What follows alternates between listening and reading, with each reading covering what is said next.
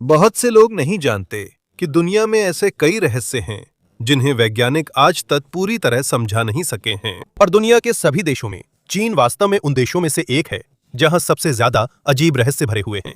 मैं ऐसा कैसे कह सकता हूं? क्योंकि आज तक इस देश में लगातार अजीबोगरीब चीजें खोजी जा रही हैं। उदाहरण के लिए चीन में विशाल धातु पाइपें मिली हैं जो संभवतः लोहे के आविष्कार से भी पहले की हैं। इसके अलावा वहां छुपे हुए पिरामिड भी खोजे गए हैं और ये उनकी इतिहास से मेल नहीं खाते। और वहां प्राचीन शहर के खंडहर भी मिले हैं जिसे देखकर ज्यादातर लोग हैरान रह गए। और इससे भी ज्यादा चौंकाने वाली बात यह है कि उन्होंने बहुत ही विशाल गुफाओं का एक सिस्टम भी खोजा है जो ऐसा लगता है जैसे इंसानों ने बनाया हो। और ये तो बस चीन के कुछ अजीब रहस्यों में से कुछ ही हैं।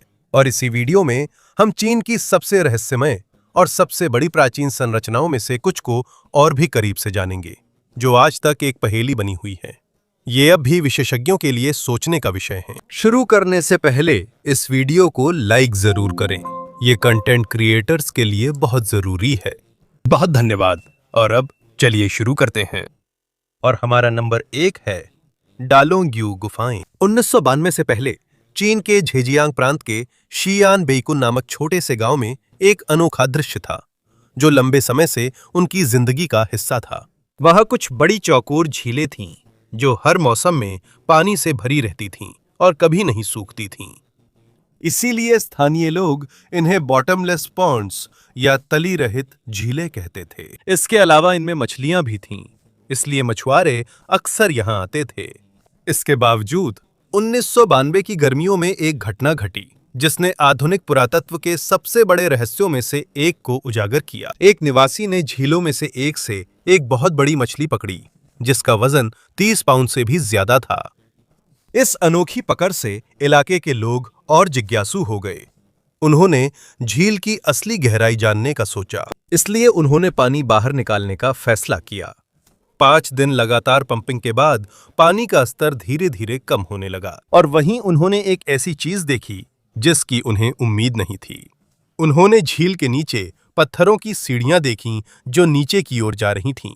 ऐसा लग रहा था जैसे गहराई में कोई छुपा हुआ ढांचा है। इस वजह से उन्होंने ऑपरेशन जारी रखा। 17 दिनों तक लगातार पानी पंप करने के बाद आखिरकार चौंकाने वाली सच्चाई सामने आई। ये कोई साधारण झील नहीं थी। नीचे बड़ी गुफाएं थीं जो इंसानों ने बनाई थीं। इसी कारण उन्होंने बाकी झीलें और ज्यादा सुखा दीं। और यहां उन्होंने 5 और बड़ी गुफाएं और 19 छोटी गुफाएं और खोजीं। और हर मुख्य गुफा की चौड़ाई लगभग 18 से 34 मीटर के बीच थी और कुछ तो 20 मीटर तक भी पहुंचती थीं। मीटर ऊंचाई थी।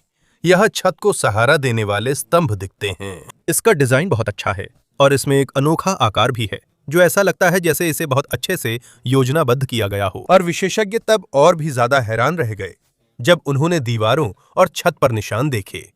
आप हजारों छेनी के निशान देख सकते हैं जो ऐसा लगता है जैसे एक ही तरह से बनाए गए हों। और जब ये खबर पूरे चीन में फैल गई तो बहुत से लोग तुरंत इसमें रुचि लेने लगे। शुरू में कुछ लोगों ने कहा कि शायद ये गुफाएं प्राकृतिक रूप से बनी होंगी, लेकिन जब पुरातत्वविदों ने इसका अध्ययन किया तो साफ हुआ कि ये प्राकृतिक नहीं बल्कि बहुत ही व्यवस्थित और संगठित डिजाइन वाली हैं। ये देश के अन्य हिस्सों की सामान्य प्राचीन खदानों, पत्थर की खदानों और अनुष्ठानिक गुफाओं से भी भिन्न है। उन्होंने यह भी देखा कि हर गुफा में केवल एक ही प्रवेश द्वार है। ये प्रवेश द्वार एक ऊर्ध्वाधर सुरंग से जुड़ा है जिसमें पत्थर की खुदी सीढ़ियां हैं।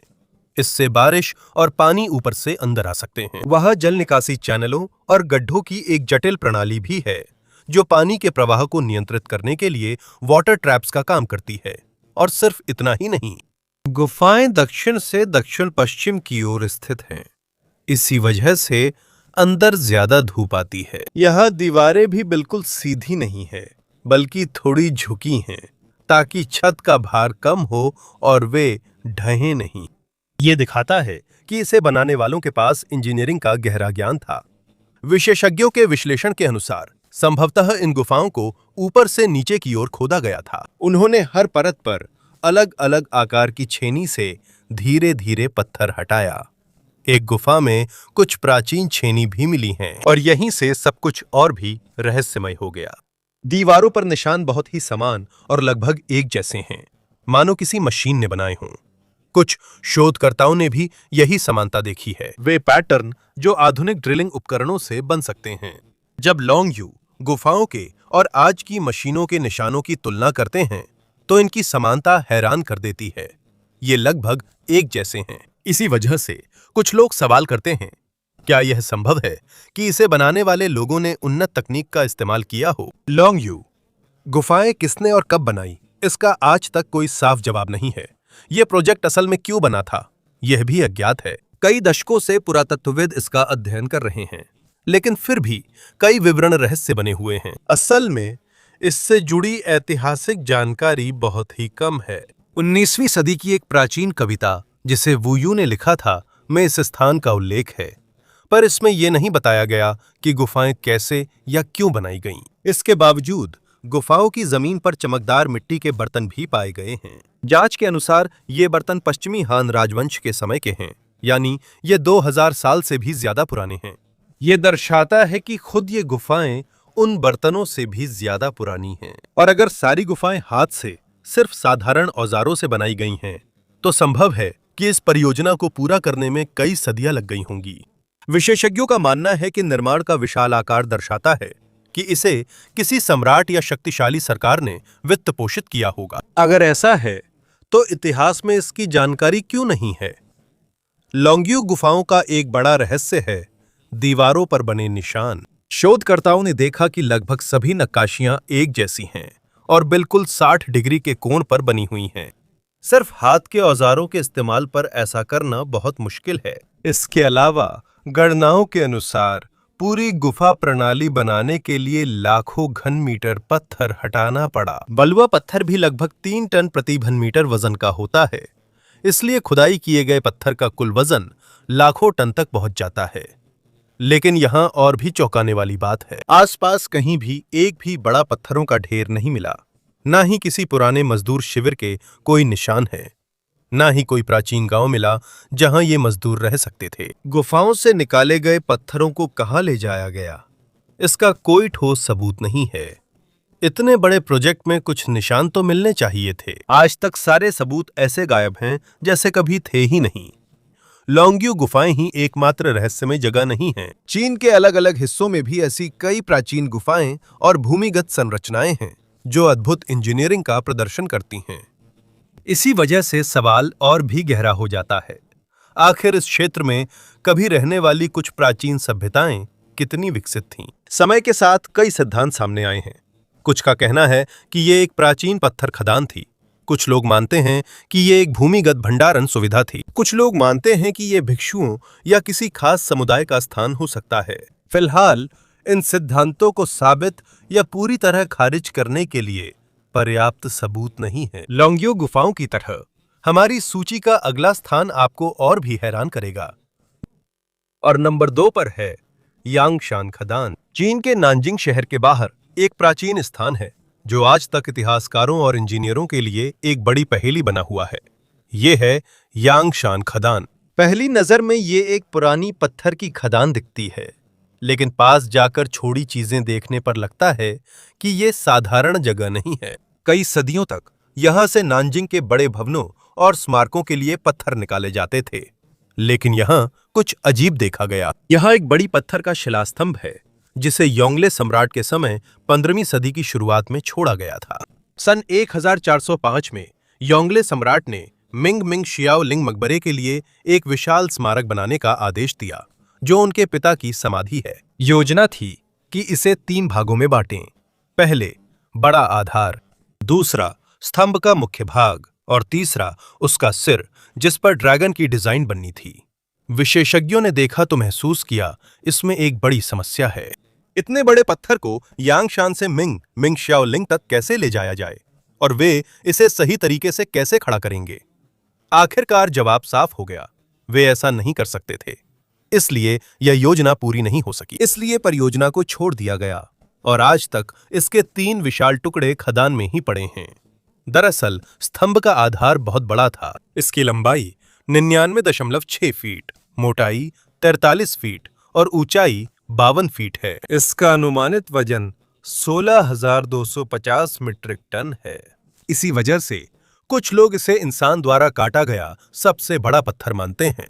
ये कितना भारी है, इसे समझने के लिए जरा सोचिए। ये बैलबेक लेबनान के सबसे बड़े ज्ञात मेगालिथिक ब्लॉकों में से एक से 13 गुना से भी ज्यादा भारी है, जिसका वजन लगभग 1,200 टन है। अगर इसे खड़ा किया जाता तो इसकी ऊंचाई 162 फीट तक पहुंच जाती। इसकी चौड़ाई 35 फीट है, मोटाई 14 फीट है और वजन 8,799 टन है। स्तंभ का सिर भी साधारण नहीं है। इसकी ऊंचाई 35 फीट है, चौड़ाई 67 फीट है, मोटाई 28 फीट है और वजन 6,118 टन है। अब सोचिए, आज के आधुनिक समय में भी क्रेन्स, ट्रकों और भारी मशीनों के इस्तेमाल के बावजूद 16,000 टन के एक ब्लॉक को हिलाना लगभग असंभव है। इसलिए लोगों के मन में बार बार सवाल उठता है कि प्राचीन कारीगरों को आखिर क्या पता था, उनके पास किस तरह की तकनीक या तरीका था जिससे वे इतना बड़ा पत्थर बनाने की कोशिश कर सके। लेकिन यांगशान खदान में सिर्फ अधूरा स्तंभ ही रहस्य नहीं है। इसके चारों ओर आप ऊंची और सपाट पत्थर की दीवारें देख सकते हैं। इसका मतलब है कि लाखों टन पत्थर पहले ही निकाले जा चुके हैं। और भी अजीब बात यह है कि ये पत्थर निकालने के आम तरीके जैसा नहीं दिखता। ये सिर्फ खुदाई या पहाड़ को यूं ही काटना नहीं है। कुछ हिस्से इतने सीधे, इतने साफ हैं और ऐसा लगता है जैसे इन्हें बहुत अच्छे से प्लान किया गया हो।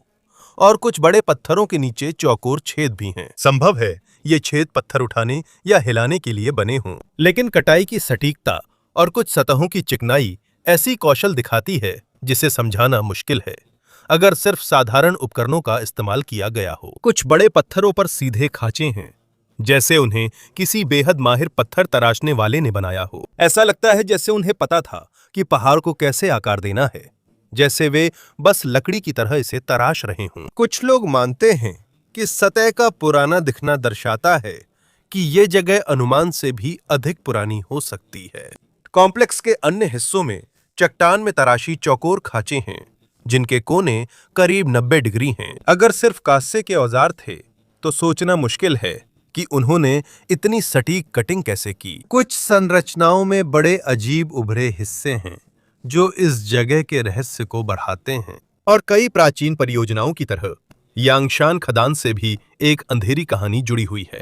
स्थानीय किंवदंती अनुसार यहाँ मजदूरों को रोज एक निश्चित मात्रा में पत्थर तोड़ना पड़ता था। कहा जाता है कि अगर वे तैते शेंग पिसे हुए पत्थर का कोटा पूरी नहीं कर पाते थे तो उन्हें कड़ी सजा दी जा सकती थी। यहाँ तक कि कुछ कहानियां तो यह भी बताती हैं कि अगर कोई असफल हो जाता था तो उसे तुरंत मार दिया जाता था। अत्यधिक कठिनाई, बीमारियों और थकान से वहां कई लोगों की मौत हो गई थी। इसीलिए पास के एक गांव का नाम फेंटो रखा गया, जिसका मतलब है कब्र का टीला या कब्रिस्तान का ढेर। आज भी ये उन लोगों की भारी कीमत की एक शांत याद दिलाता है जिन्होंने खदान में काम किया था। लेकिन भले ही मजदूरों की कहानियां हैं, सबसे बड़ा रहस्य अब भी बना हुआ है। और सवाल है, वे इन पत्थरों को कैसे ले जाते थे? अगर पहले पत्थरों को ले जाया गया था तो उन्होंने कैसे किया?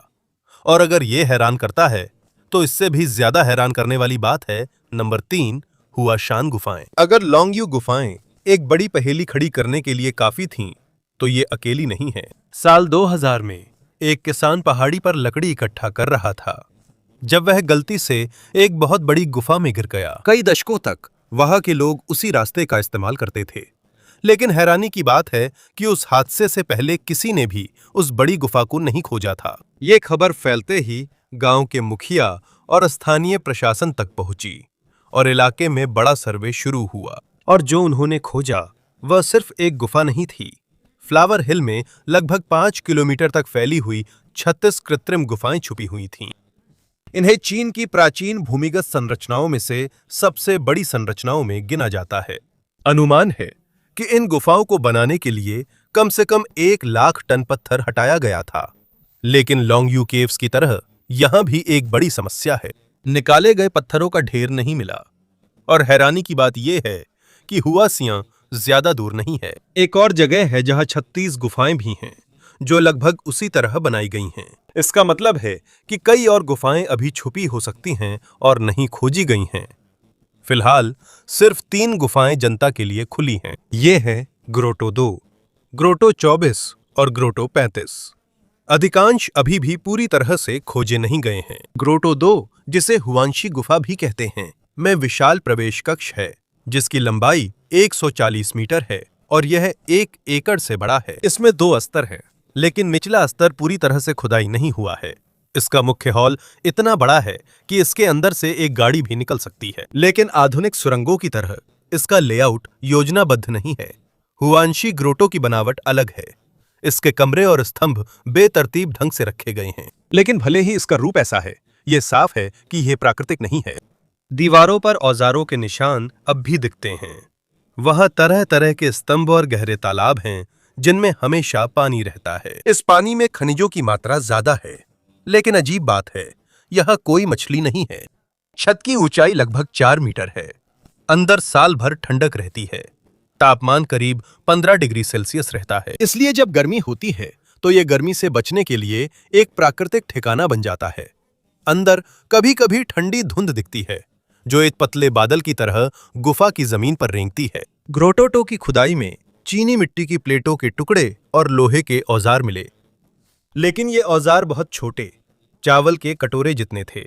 इसलिए मानना मुश्किल है कि इतने बड़े ग्रोटो इन्हीं औजारों से बने। संभावना है कि किसी ने इस गुफा को बाद में खोजा, औजार लाए और इसे विश्राम के लिए इस्तेमाल किया। और भी हैरानी की बात यह है कि ग्रोटो 2 में डायनासोर के पैरों के 6.5 करोड़ से 12 करोड़ साल पुराने निशान मिले हैं। वहां एक जीवाश्मीकृत लकड़ी मिला है जिसकी उम्र करीब 15 करोड़ साल है। ग्रोटो 35, जिसे भूमिगत महल कहा जाता है, रहस्य को और भी गहरा बना देता है। यह 170 मीटर लंबा है और इसका क्षेत्रफल 3 एकड़ से भी ज्यादा है। अनुमान है कि सिर्फ इस गुफा से ही लगभग 50,000 घन मीटर पत्थर निकाला गया है। यह मात्रा 15 ओलंपिक आकार के स्विमिंग पूल भरने के लिए काफी है। इसके अंदर एक बड़ा हॉल, पूल, स्तंभ और दोनों तरफ अलग-अलग आकार के कमरे हैं। इसका सबसे निचला हिस्सा स्वच्छ जल कुंड कहलाता है। अजीब बात यह है कि यह पूल पास की सिनान नदी से 2 मीटर नीचे है। अगर यह नदी से जुड़ा होता तो दोनों का पानी एक ही स्तर पर होना चाहिए था, लेकिन ऐसा नहीं है। इसका मतलब है कि गुफा में पानी का स्रोत कहीं और हो सकता है। यह साधारण पानी नहीं है, इसमें खनिज ज्यादा हैं और इसकी संरचना नदी के ताजे पानी से अलग है। प्रवेश द्वार के पास 2 मंजिला एच आकार की पत्थर की संरचना है जो आगंतुकों को गुफा का सुंदर दृश्य दिखाती है। जब आप वहां से देखते हैं तो आप जगह की विशालता, स्तंभों के अनोखे आकार और अंदर की असामान्य वातावरण को देख सकते हैं। छतें, दीवारें और स्तंभों का डिजाइन एक जैसा नहीं लगता। कुछ हिस्से प्राकृतिक लगते हैं जबकि कुछ स्पष्ट रूप से इंसानों द्वारा बनाए गए हैं। अंदर की लाइटिंग की वजह से ऐसा लगता है जैसे आप किसी और दुनिया में आ गए हों। वहां ऊंचाई में भी लगभग 20 मीटर का फर्क है, जिससे ये जगह और भी अनोखी लगती है। ग्रोटो 2 और ग्रोटो 35 की छतें ढलान वाली हैं, जो लगभग 45 डिग्री के कोण पर हैं। हैरानी की बात यह है कि इसका कोण फूलों की पहाड़ी की ढलान जैसा ही है, यानी इसे बनाने वालों ने सोच समझकर खुदाई की थी। उन्हें पता था कि पहाड़ के आकार के अनुसार कैसे काम करना है और गुफा के भीतर को कैसे स्थिर रखना है। हुआशान ग्रोटो अच्छी तरह बनाए गए हैं और इनमें शानदार वेंटिलेशन है। यह गूंज नहीं है, इसलिए कुछ लोग इसे ध्यान के लिए उपयुक्त मानते हैं। ग्रोटो में औजारों के निशान दिखते हैं। ऐसा लगता है कि बनाने वालों ने पत्थर को आकार देते समय अलग-अलग तरह के उपकरणों का इस्तेमाल करने की कोशिश की थी। कुछ निशान हैं जिन्हें कुछ लोग Longyou caves, Yangshan quarry, Baalbek Petra और तुर्की की गुफा संरचनाओं से भी तुलना करते हैं। कुछ पैटर्न की समानता के कारण कुछ लोग मानते हैं कि इन जगहों पर शायद एक ही तरह का ज्ञान या तकनीक इस्तेमाल की गई थी। कुछ लोग कहते हैं कि कुछ हिस्सों पर टूल के निशान आधुनिक मशीनों के निशानों जैसे हैं। इसीलिए एक और साहसी सिद्धांत है कि ये किसी खोई प्राचीन सभ्यता द्वारा बनाए गए हैं, जिनके पास हमारी सोच से ज्यादा उन्नत मशीनें थीं। लेकिन मुख्य धारा के विद्वान इसे नहीं मानते। उनमें से ज्यादातर के लिए इन गुफाओं को प्राचीन श्रमिकों द्वारा अपने समय के ज्ञात औजारों से बनाया गया बताना ज्यादा सुरक्षित है। फिर भी यहां तक कि ये सरल व्याख्या भी कई सवालों का जवाब नहीं देती। ग्रोटो 24 तो और भी अनोखा है। इसमें 4 मंजिलें हैं, लेकिन 3 स्तर पानी में डूबे हुए हैं। केवल सबसे ऊपरी स्तर ही झील के ऊपर है। वहां पहुंचने के लिए नाव की सवारी करनी पड़ती है। हर स्तर पर 6 विशाल स्तंभ हैं। इसका मतलब है कुल मिलाकर 24 स्तंभ हैं। यहाँ के स्तंभ बाकी ग्रोटों की तुलना में ज्यादा आयताकार और एक समान हैं। हर स्तंभ इतना बड़ा है कि उसे गले लगाने के लिए कम से कम 4 लोगों को हाथ में हाथ डालकर घेरना पड़ेगा। स्तंभ और बीम्स ढलान के अनुसार संरेखित हैं, जिससे छत की ऊंचाई अलग अलग है। इसी वजह से सवाल बढ़ते हैं, गुफाएं बहुमंजिला क्यों है? अंदर कृत्रिम तालाब क्यों बनाए गए? निकाले गए पत्थर कहाँ गए? इन्हें कैसे काटा और बाहर निकाला गया? और अंदर आग के निशान क्यों नहीं हैं? सिर्फ एक स्तंभ पर मशाल के धुएं के निशान हैं। बाकी सब साफ है, जैसे अंदर लोगों ने दिए या मशालें नहीं जलाई। अगर ये खदान थी तो मजदूर अंधेरे में कैसे खुदाई करते थे? अगर उनका मकसद पत्थर निकालना था, फिर उन्होंने पहाड़ के अंदर ही खुदाई क्यों की? वे ऊपर खुले गड्ढे से सैंडस्टोन क्यों नहीं ले लेते? साथ ही यहाँ का सैंडस्टोन अच्छी क्वालिटी का नहीं है और पास के पुरातात्विक स्थलों में इस्तेमाल पत्थरों से मेल नहीं खाता। इसीलिए कहना कठिन है कि ये केवल साधारण खदान है। कुछ लोग मानते हैं कि ग्रोटो कब्रगाह भी थे, लेकिन यहाँ कोई कब्र, दफनाने की चीजें या स्पष्ट रूप से अंतिम संस्कार से जुड़ी वस्तुएं नहीं मिली हैं। और चीन की संस्कृति में कब्र के अंदर पानी होना एक बहुत बड़ी समस्या मानी जाती है।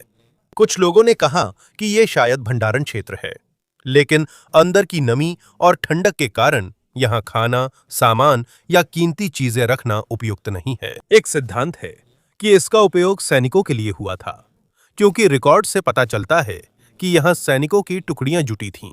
अगर ये सिर्फ सैनिकों के लिए था, तो फिर इतना समय और मेहनत भूमिगत परिसर बनाने में क्यों लगी?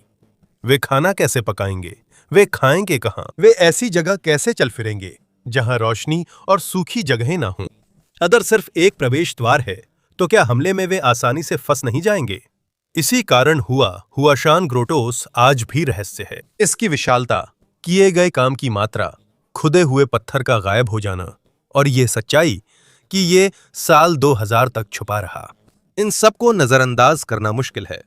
कुछ लोग मानते हैं कि हुआशान ग्रोटोस, लोंगवे गुफाएं, यांगशान क्वारी, बालबेक, पेट्रा और अन्य प्राचीन स्थल शायद एक खोई हुई सभ्यता के निशान हैं, जिनके पास ऐसी तकनीक थी जिसे हम आज भी पूरी तरह नहीं समझ पाए हैं। लेकिन अगर चीन में ऐसी कोई सभ्यता थी, तो क्या वाकई कोई सबूत है?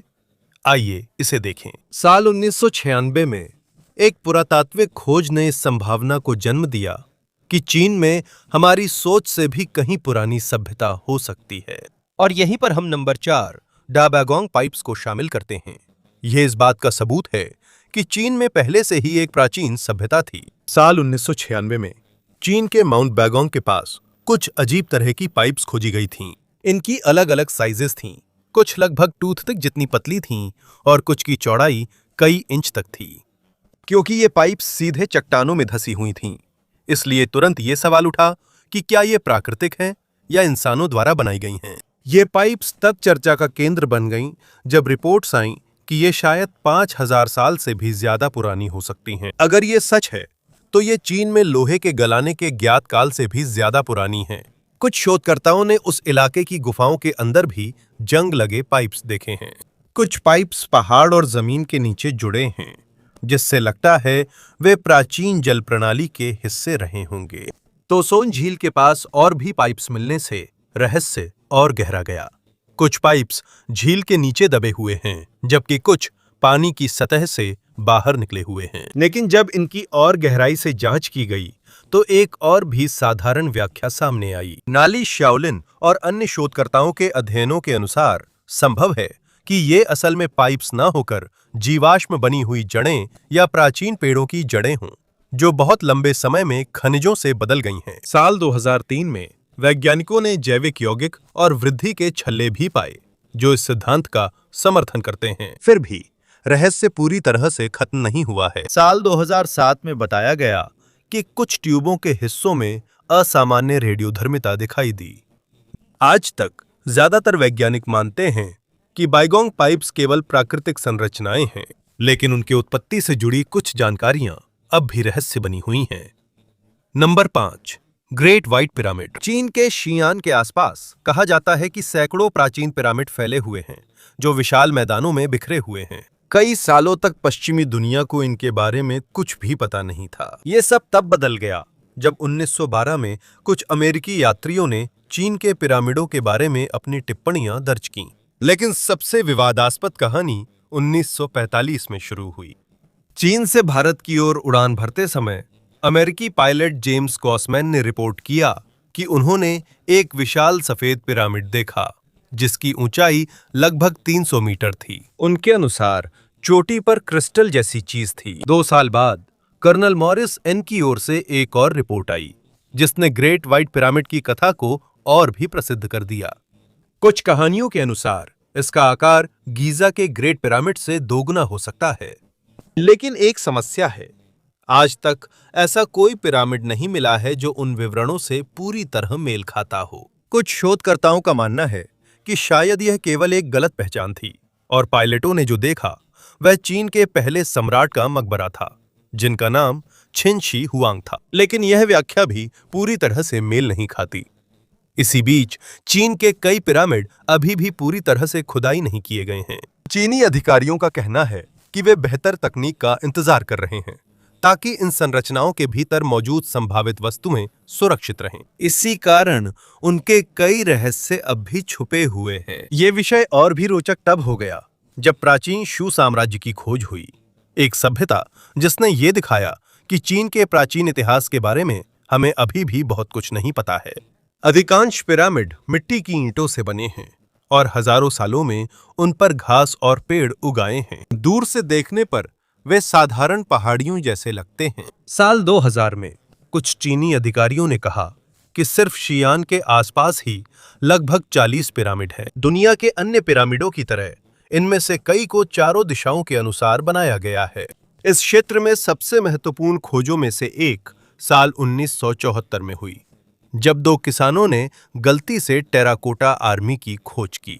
छिन शी हुआंग की कब्र में हजारों सैनिकों की मूर्तियां मिली, जो ये साबित करती हैं कि चीन के प्राचीन प्रोजेक्ट कितने विशाल और अद्भुत थे। आज तक सम्राट की असली कब्र पूरी तरह से नहीं खुदी है। इसी वजह से कई पुरातत्वविदों का मानना है कि चीन के पिरामिडों और मकबरों के नीचे अभी भी कई रहस्य छुपे हुए हैं। और शायद आज जो खोजें हमने की हैं, वे एक बड़ी कहानी की बस शुरुआत हैं, जो अभी सामने आना बाकी है।